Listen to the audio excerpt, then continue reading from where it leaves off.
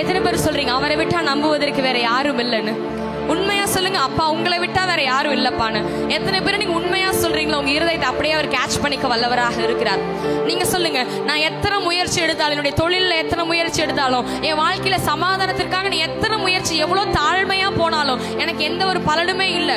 நான் வீசுற எல்லா வலையுமே வெறுமையா தான் வருது, ஆனாலும் நான் கவலைப்பட மாட்டேன், ஏன்னா என்னுடைய படகுல கர்த்தர் இருக்கிறார் என்று இருதயத்தின் ஆழத்திலிருந்து சொல்லுங்க.